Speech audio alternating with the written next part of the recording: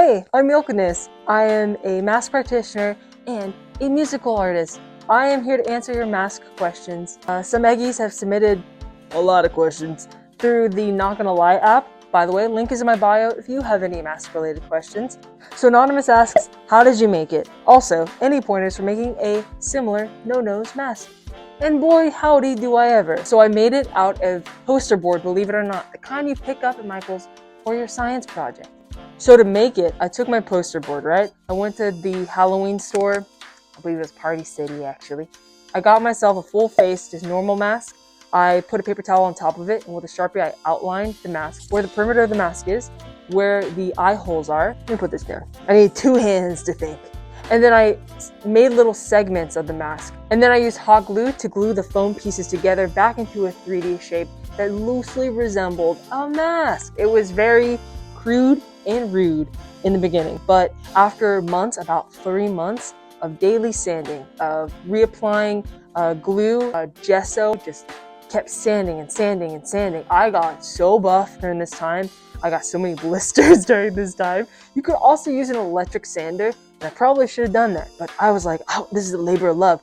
So you sand it, sand it, sand it, and eventually got rounder. You could still kind of see the angled shapes in different lights.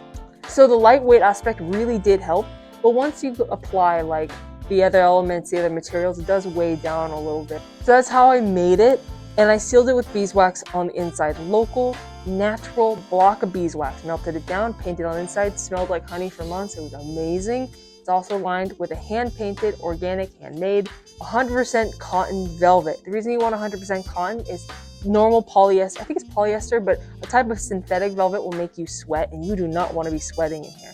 The reason it's important to line it with velvet, I don't know if this should be another video, but the reason you want to line it with velvet is actually water resistant. It also helps dampen the sound, so it's not so reflective, so it's not so obnoxious. It's also more luxurious. It feels good on your face. And then I had custom made lenses. Now that will be another video, but this is really important, especially if you have a no-nose mask.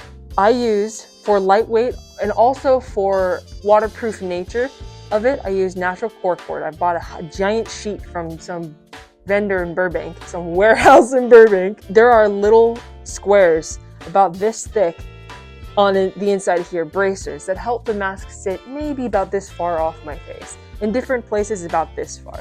The reason being, you want proper airflow through your mask because you have nowhere for that air, the hot air coming out of your face to go. Usually it'll fog up your lenses.